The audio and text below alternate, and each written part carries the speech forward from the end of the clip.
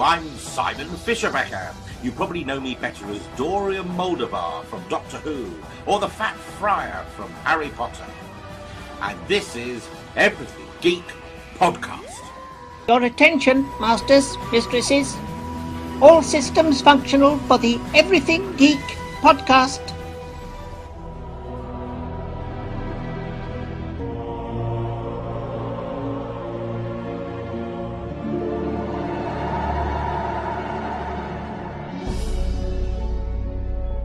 Hey, it's James Arnold Taylor, the voice of Obi-Wan Kenobi and Master Plo in Star Wars The Clone Wars, and you're listening to Everything Geek, the podcast.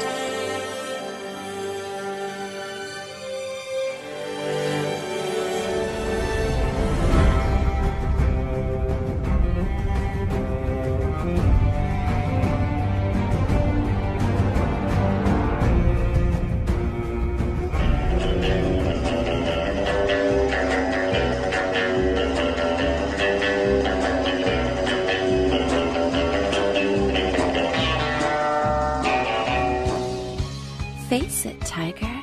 You just hit the jackpot with the Everything Geek Podcast.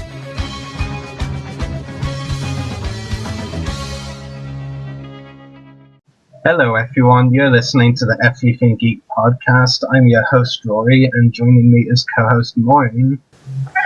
And also joining us today is a very special guest. We have actor Arben, Bajraktaraj, who is best known for playing Antonin Dolohov in the Harry Potter films Order of the Phoenix and Deathly Hallows Part 1, as well as Mirko in Taken. So how are you today, Arben? Hello, I'm fine, thank you. I'm very glad to be with you. It's a pleasure to have you join us on the podcast today. So getting right into the questions, Arben, my first question for you is, how did you decide you wanted to become an actor? Oh, it was, as usual, around when I was 20, I went to a theater school. By that time, I was living in a country, Slovenia, and I went to a theater school, and my professor, Minu Kudro, I will never forget her, because she helped me a lot, and she gave me that, let's say, that love for acting and for theater at the beginning, and then afterwards I went to Paris and I worked with Robert Cordier, a great professor too in acting international. It was 90s and it was a hard time in my country because I come from Kosovo, as you know, and by that time it was a war time, so in a way, yes, theater was a kind of a escape for me. It's very interesting because for me as well, you know, the podcast is kind of an escape, or it was a year or two ago, like, not because of something like a war going on, but like just from, you know, other things I do, like politics and all. So yeah, it's very interesting, very interesting. Thank you for that. So my second question is, how did you get cast as Antonin Dolohov in the Harry Potter films? Well, before that, I worked with David Yates in a TV drama called Sex Traffic. That, if I'm not wrong, it was in 2004 or 2003, and I had a really great experience working with David Yates in that. The TV drama won 8 BAFTAs, if I'm not wrong, and was very warmly welcomed by the audience in Europe and elsewhere. And the last day I was working with David, he came to me and said to me, "Listen, we're going to work again together." Well, I said thank you and all that, thinking that, you know, directors sometimes say those kind of things and they do promises. But I was very surprised that 2 years later I had a call phone from London saying that David Yates wanted me to play in Harry Potter, and I was really surprised and happy to work with David again.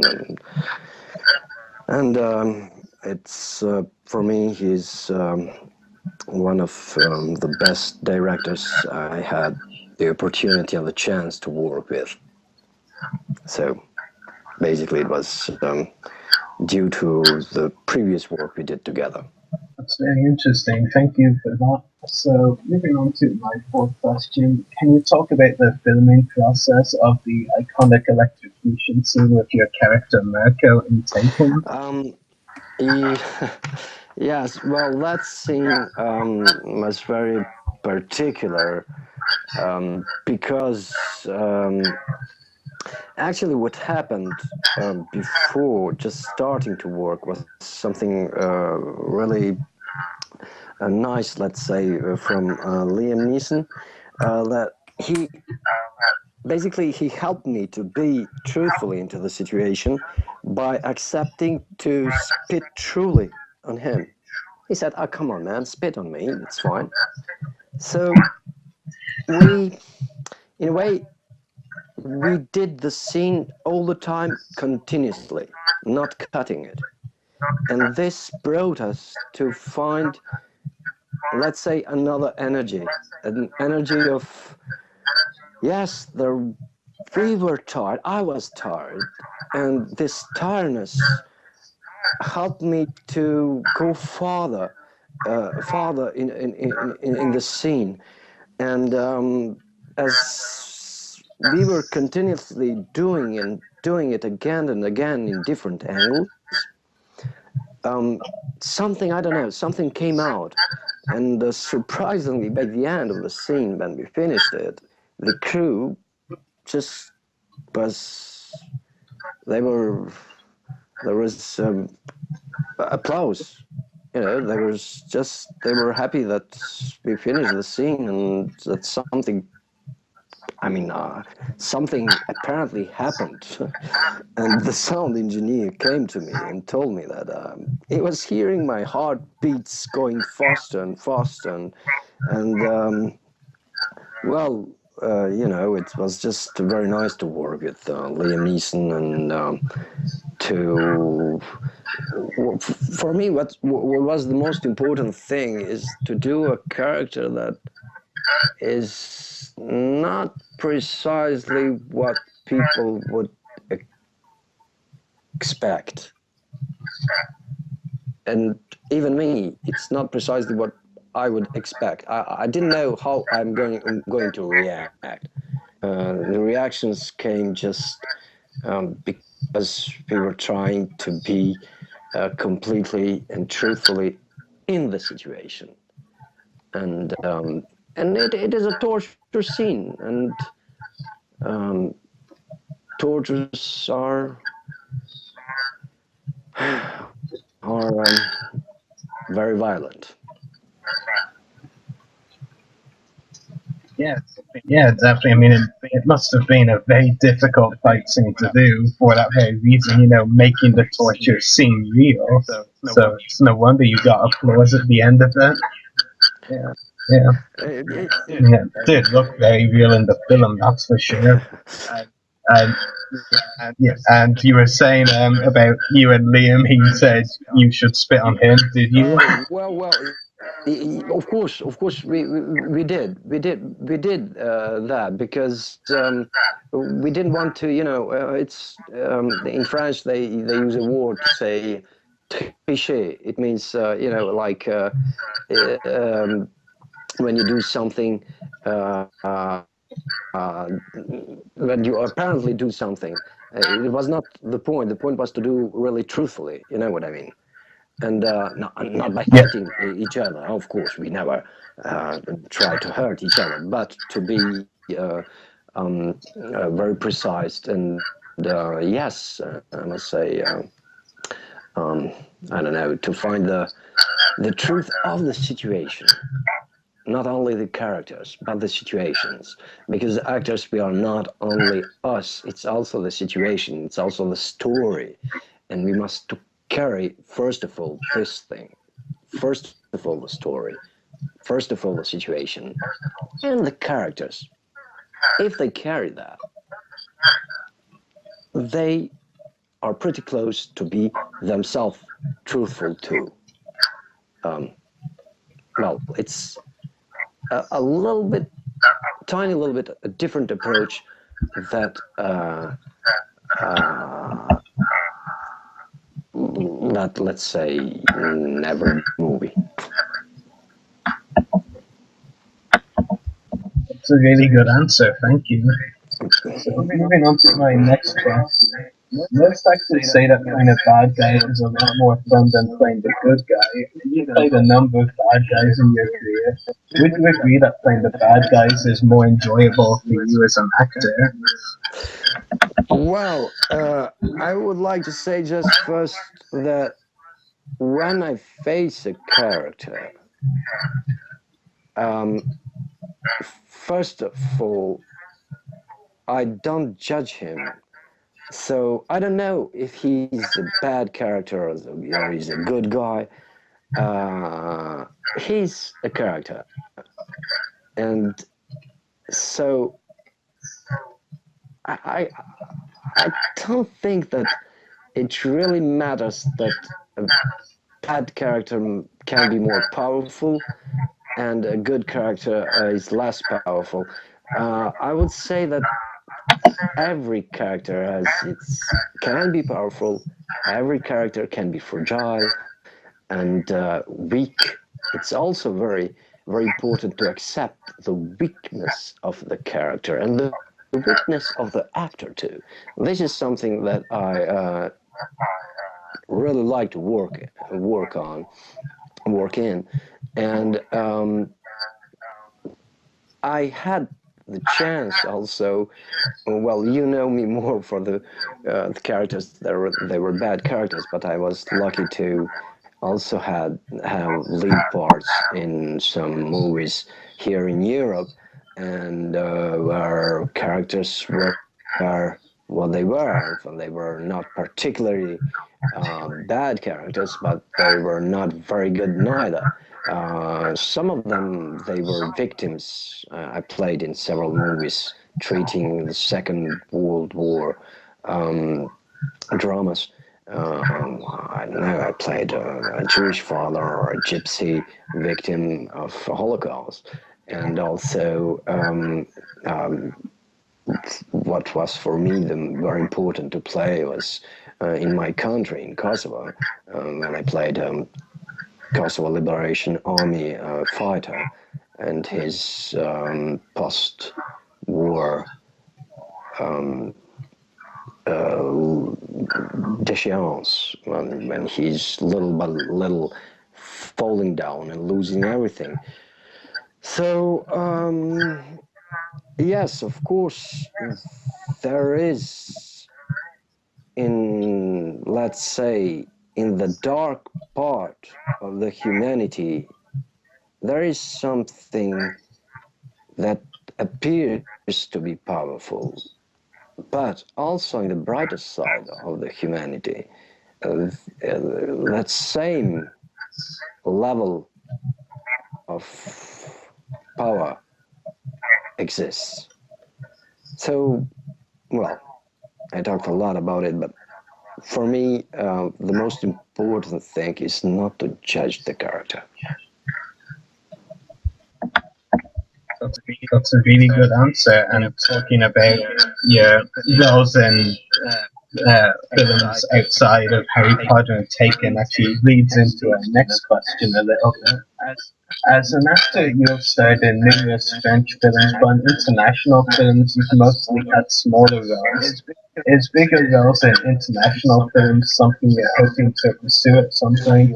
Are you happier with mainly starring in French films? Well, you know, as for me, I'm quite happy with. I mean, I was quite lucky to have the opportunity to work in several really interesting movies, like here in Europe. That well, some of them they had many prizes and etc. etc.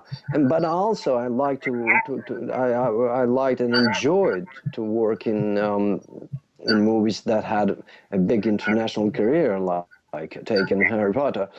But now I keep working um, here in France, but also in Albania, in Kosovo, Macedonia, etc.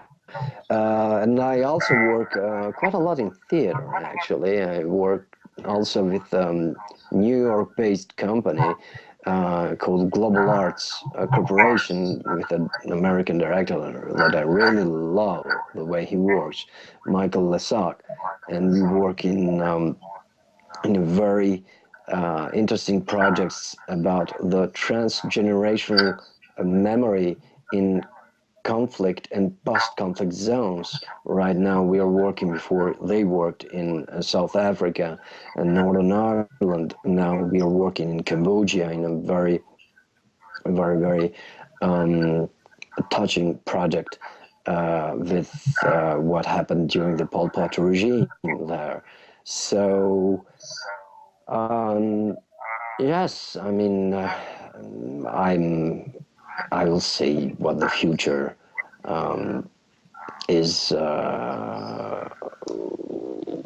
what kind of projects will be offered to me or not.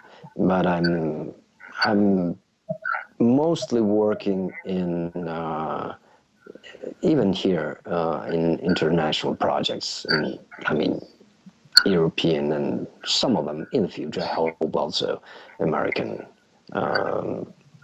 projects and movies.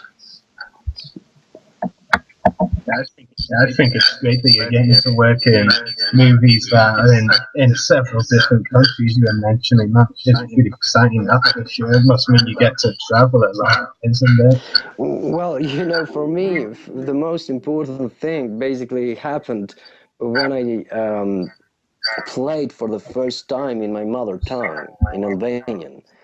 Because, you know, acting is also linked to the language. It's also linked because a language doesn't mean only a language. A language has also its physicality.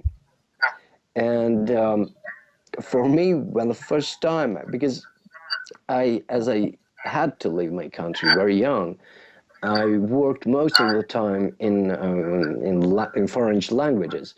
But when first time I had the opportunity to play in a movie in my own language, it just changed my way of acting, my way of being, my way, even physically. So let's say I rediscovered myself. And so yes, for me now I feel more comfortable with my own space, and so I'm very happy to work. Yes, a little bit all around the world. I'm quite lucky with that. So let's see what will happen in the future.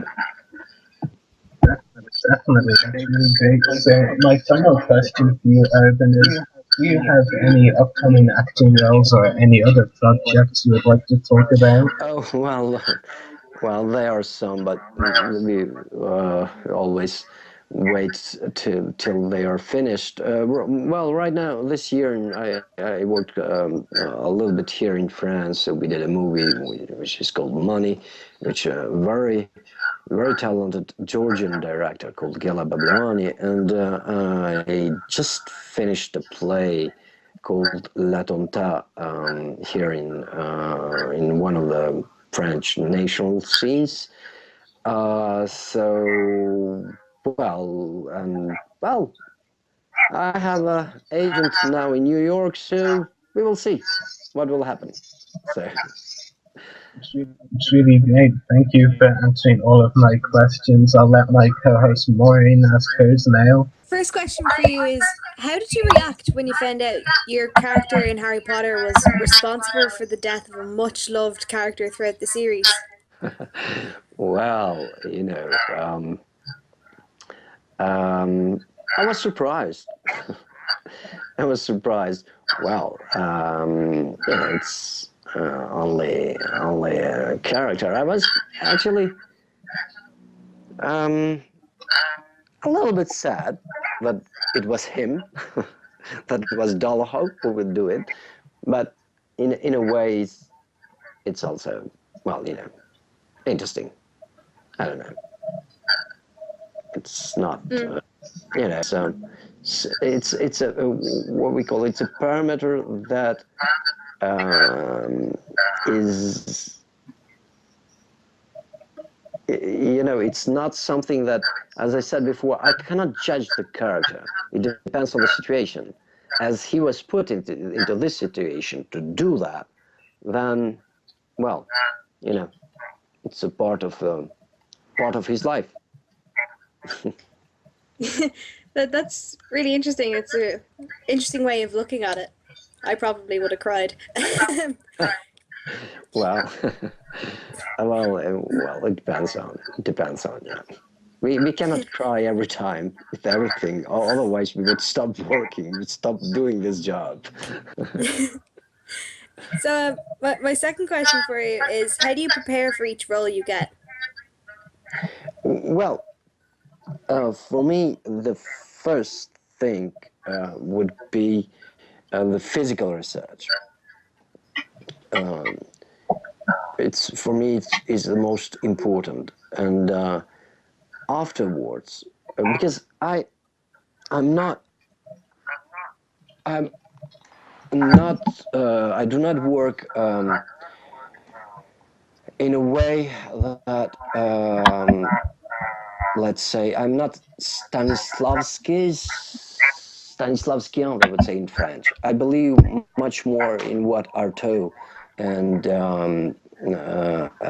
especially what Artaud wrote and thought about acting. So first of all, I try to physically to prepare my body to accept that character, and then to enter into it.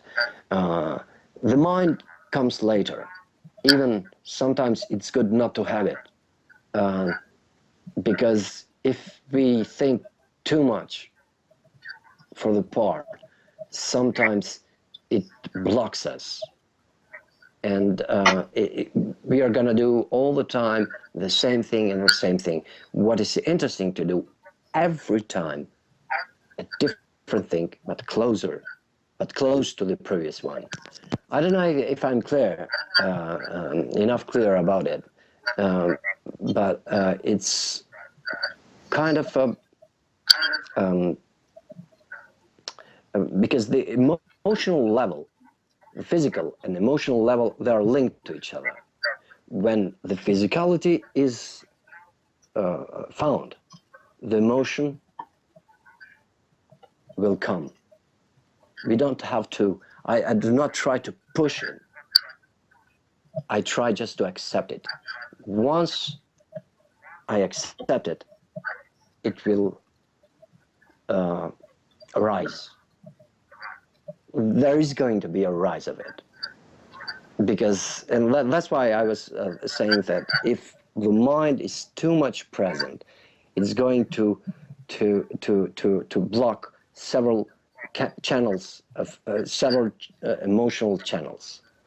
So, yeah, it's quite graphically, actually. It's quite, acting is amazing, but also it can be a suffer, and it doesn't have to. It doesn't have to be a suffer.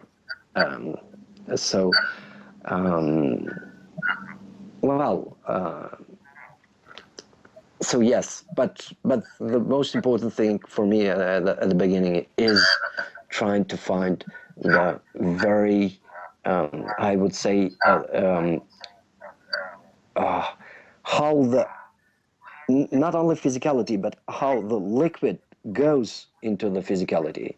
It means, like human being's body, the flow, how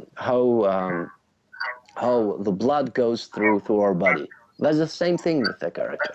We have to find how how the flow, how the blood goes through him. And once we get close to it, then it's easier. That's very interesting. I definitely agree with getting the physicality down as one of the first things, because that helps, I think, with everything else. If you can walk as them, you can talk as them, you can be them.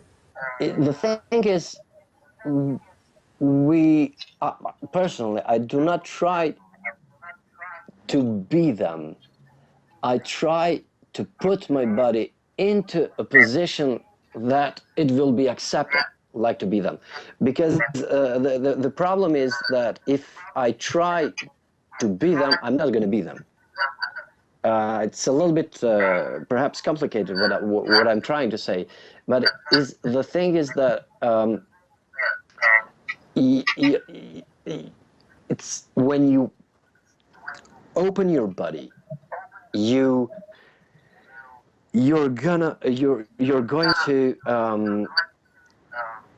accept things and even discover things in yourself that you didn't know. And if this goes with the character you're working on, then it's perfect. Then happens something that it happens very rare, but rarely, when we do things where our body does things, uncontrolled things, that are right with the situation, with the character, that we were not expecting at all. So, well, because what I was trying to explain also, that even though we are creating characters, we are always ourselves. We are not going to go out of ourselves completely. It's impossible. We are playing characters. That's an evidence. But it's still ourselves. So we have to accept that duality. Even Diderot, in 18th century, wrote a very, very, very nice, very great story about it. It's called The Paradox of the Actor, and he was right about that. But it's unbelievable that an actor sometimes can go even farther than a character in a true life would go. So it's kind of weird, but it's true. Sometimes when we are playing, when we are existing into scenes, we are able to do things that even ourselves we didn't know that we were able to go so far into, sometimes into emotional violence, and sometimes, but it must be controlled, and we were even in let's say physical, yeah. I don't know if I was enough clear about it. But Yeah, it was really, really interesting, because you always hear of loads of different methods, and a lot of people kind of tend to emphasize the being of the character, and it's kind of refreshing to kind of see that that's not the way it has to be, that you can still portray a character very well without having to become the person, by still being yourself. So it was a big question that several, a lot of, let's say, actors, coaches were posing, and well, when I was young, everybody, we had that, let's say, Eastern European acting school, based on, by that time was, of course, Stanislavski, but not only, because afterwards there were many other masters. And that's why, personally, I was surprised sometimes, especially when you are facing characters that are not, especially when you are facing characters that are playing, that are facing, let's say, magical situations. When you're facing a situation that is beyond reality, you cannot rely on only psychological elements. If you rely only on that, then it's gonna be a little bit, let's say, dry. You know, you have to find something else that is linked with your past, with the past of your ancestors, and yes, not being afraid of going into spirituality. And yes, it's can be complicated, but very nice, because it's another way of working, and the flow of energy is, believe me, completely different. You know. Well, thanks very much. That was a really good answer. So my other question is, who would you consider the actors who have influenced you in your own career? Oh, there are so many great actors. You know, personally, I'm still, every time I see one of the Italian neorealism movies, and I love actors that were playing with Pasolini, Visconti, and of course Fellini too. Of course, I love Mastroianni, but for me, there is an actor that you might not know him, but he's an Albanian actor who played a lot in Yugoslav movies, but he also played with John Huston in the 60s. This actor, his name was Bekim Femiu, and I was really impressed by his way of acting. And there are also some actors that I really love, in like Michel Piccoli. I really admire him, and many others.